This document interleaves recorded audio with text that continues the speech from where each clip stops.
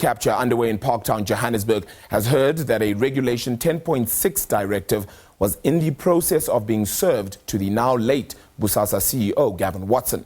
Our Commission Chairperson, Deputy Chief Justice Raymond Zondo, made the announcement before proceedings began this morning. Zondo said that Watson was one of the people intended to be called to appear before the Commission, but no date had yet been arranged. Watson died when his car crashed into a concrete pillar under a bridge near the OR Tambo International Airport on Monday morning. Zondo said that the directive did not require Watson to appear at the Commission just yet, only to furnish an affidavit. Since the passing away of the late Mr. Gavin Watson, the Commission has received a number of inquiries from the media on whether or not it was intending to call him to give evidence and whether there are any steps it had taken to that end. We have not been able to issue a media statement, but I've decided that I will give the response now.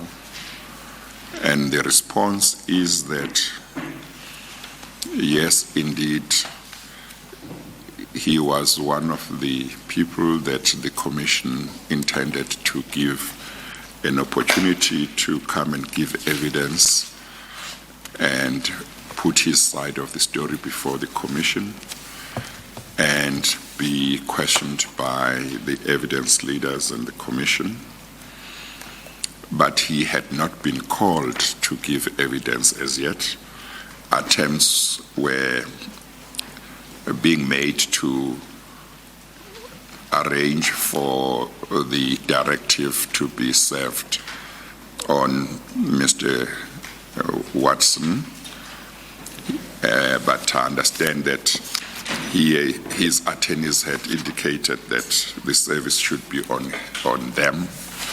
The directive had not yet been served at the time of his passing on.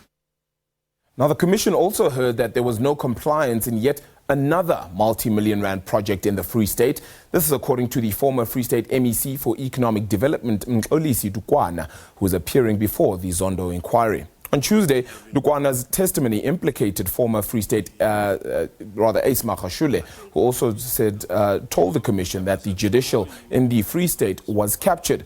And on his second, he told the Commission that the 255 million rand project belonged to Ignatius Mpambane and his partner Edwin Sodi.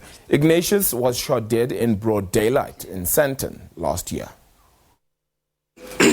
Mr. Magashule was simply a blesser to many, due to payments advanced by Mr. Mpambane from monies corruptly and fraudulently sourced from the state coffers through the asbestos project. At the behest of Mr. Magashule, Mr. Mpambane paid sums of monies for some students studying through various universities here and abroad.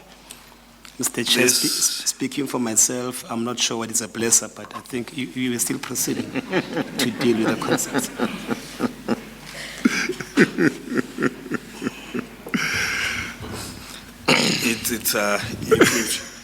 Old ages, you would use Father Christmas, but now it's a blesser in the sense that you agree to request that personally you're not able to do, but you facilitate this on behalf of other people. And worse, it comes from the service provider that is working with your government. So you know it's taking this, you're giving and taking it, and giving there so that you'll be seen to be this person who would do everything to demonstrate that you care, but at the expense of the public resources that are acquired fraudulently. Yes. So, as I said, for the just to avoid being seen as old and coming to the new generation, the blesser would fit well, as opposed to the Father Christmas. And I see you refer to a blesser. Would there be a blessee? The one and if so, who would be the blessee in this context?